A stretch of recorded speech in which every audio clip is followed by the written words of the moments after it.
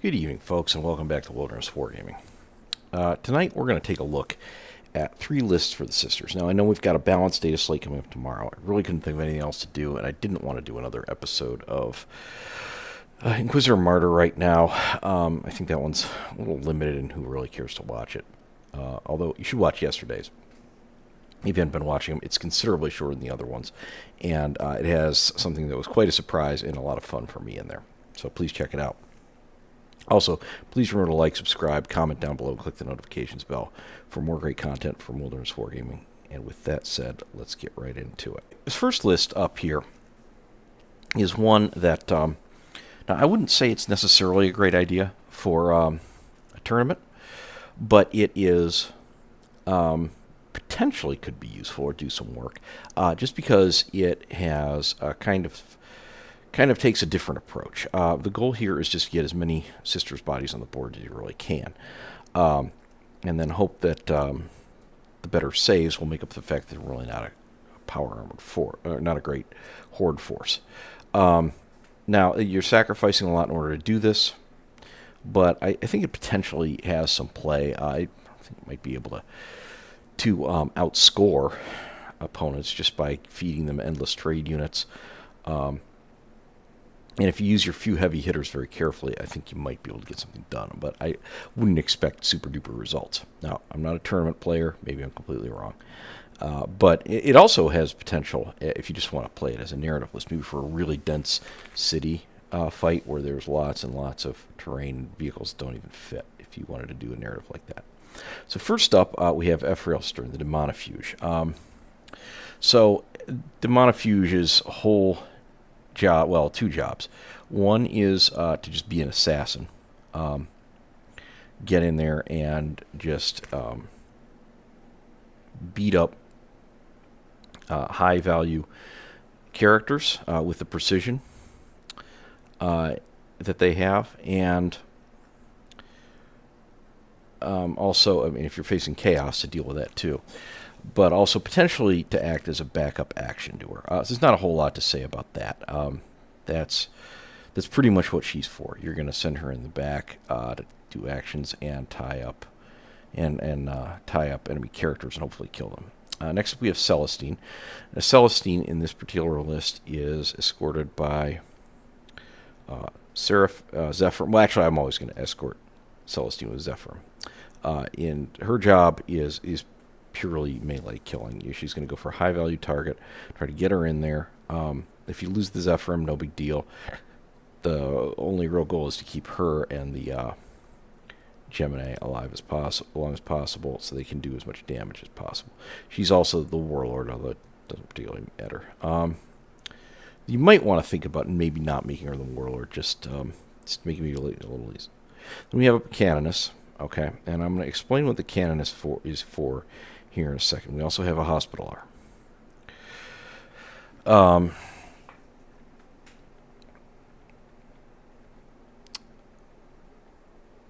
Scrolling on down, we have 1, 2, 3 Palatines. Now, this is something I think is really wonderful. The Palatine has very good, useful attachment. You can put her with anybody you want.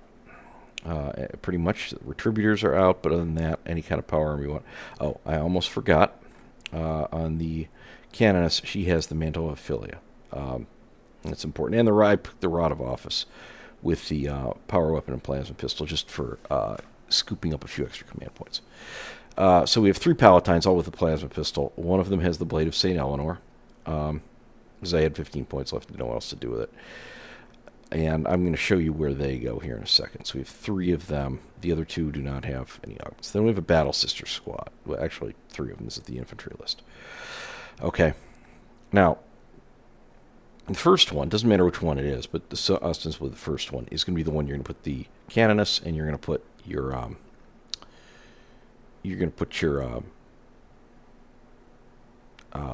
drawing a blank. Put your Hospitaller with.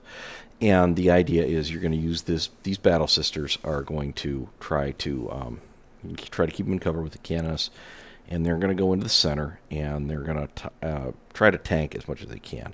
Now, you can't you can't do the trick. I thought that you could put them both, the Canonus and the Hospitaller, with Celestial Sacrosancts. You can't. You can do one or the other. You could put the Hospitaller with the Sacrosancts and put the Canonus with these guys. That's also a valid choice. But what I would probably do is put the Canonus and the Hospitaller with them. The problem with putting the Hospitaller with the Sacrosancts is that while they get the 5 up, they don't then get the -1 to wound from the Palatine, which is a nice thing to have. You got 2 more squads.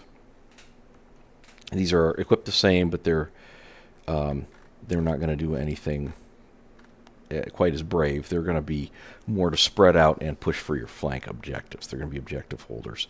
And notice I put flamers in these, Storm flamers and heavy flamers. This is to give them maximum reliability on Overwatch in all 3 squads. Now, moving down here to the melee, we have 2 squads of Sacrosancts. And now, keep in mind, I base these armies heavily on the models I own. So we have 9 Sacrosancts with the Maces, which the Maces seem to be the play right now. Because of the damage too. And what you're going to do is you're going to put one of your Palatines with the bigger squad. The smaller squad we're not going to worry about. They're just taking I just put in halberds and put in extra squad because I had them. But these ones are going to go with that other squad into the center, and between that's going to put 20 bodies, half of which are at -1 to wound with a 4 up invuln, and half of which have a 5 up feel no pain from the leader. Now, one other thing that's important to note, because the Canoness has the Mantle of Affiliate, as long as you keep her near the Hospitaller once the bodyguards are dead, the Hospitaller can still heal her, even though they're no longer part of the same unit. So these 2 units together are going to kind of try to flood the center. Next up, we have Dominion squads. We have 2 squads of Dominions. Both of these have melt-a-guns. Now, you could reliably put...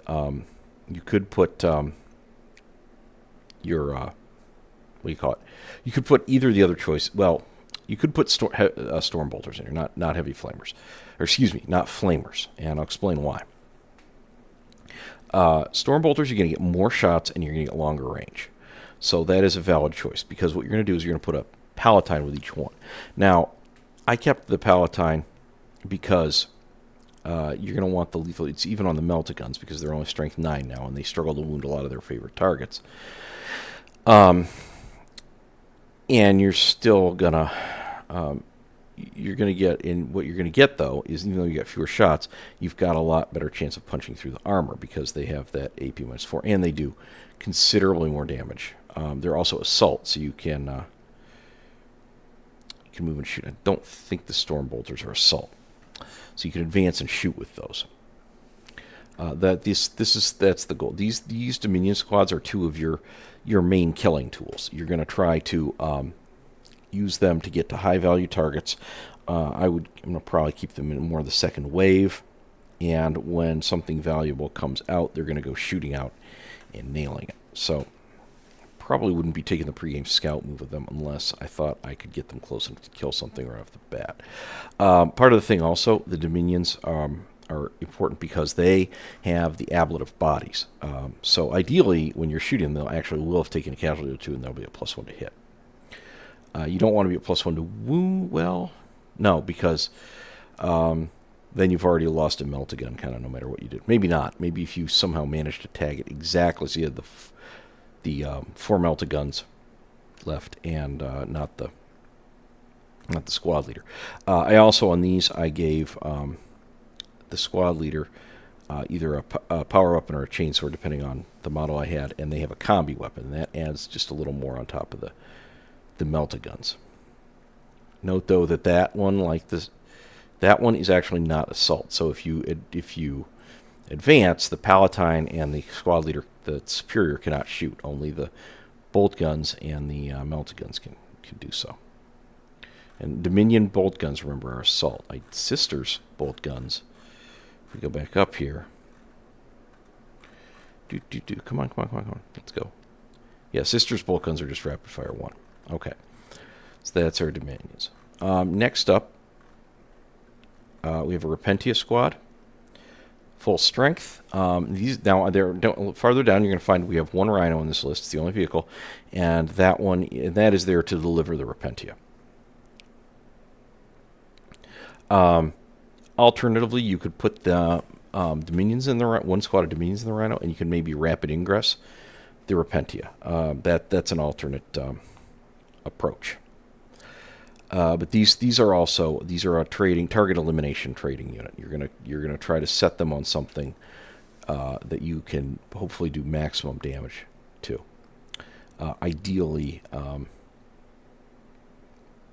something big and tough. Okay. Because you're going to get full rerolls to hit wounds. So you're going to get 75% of your hits, statistically, with the Eviscerators. That's not even counting the Neural Whips. And if you're targeting something that's infantry, the Neural Whips actually can do a little bit of work, because you get 4 attacks, they're anti-infantry 4 up. If it's not infantry, these are probably going to suck, because they're only strength 3. But the Eviscerators are not. And, of course, you can reroll wounds on the charge. And if you didn't charge, you're probably not going to be much of you left anyhow. Next up, we have a Retributor squad. Now, this one is a little unusual. I took this one with heavy bolters. Now, this may not be the ideal choice. You could take them with the multi-meltas or the heavy flamers if you have enough heavy flamers, or you could switch around, put your multi-meltas in the sister squads if you wanted to, or do everything. But the reason I took the heavy bolters is these are the only long shooters in the army. You're getting 12 shots with heavy bolters. And their basic job is to sit, hopefully, on the rear objective and hose down targets of opportunity. Hold down that home objective, contest it, and hit targets of opportunity. They may not do the greatest job at the contesting objectives, but at least they're on there. And if you have the right mission, that could be helpful. Seraphim Squad. These guys are here to do actions. This is your primary action-doing force. The Seraphim Squad. They are your go-to first choice for action doing. Sisters Novitate, these ones are here. And I should point out, you can put a Palatine with them instead of one of the Dominion squads if you want to. Might be worthwhile to think about changing one of the Dominion squads to Flamers and putting one Dominion squad with them, because then they get lethal hits, and that overcomes some of the weaknesses of the Novitate melee weapons on 6 of them. They have 2 Flamers, and they have the Sacred Banner, so they can reroll advance and charge.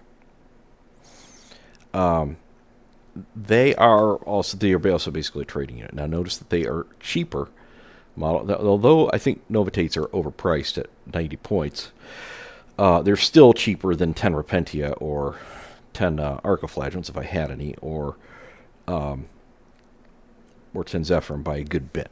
So that depends. Do you want to just sacrifice them as a trade unit, contest something like that? They could also be action doers. A smarter opponent may just ignore them and figure they're not much of a threat. So they could have some use there as well.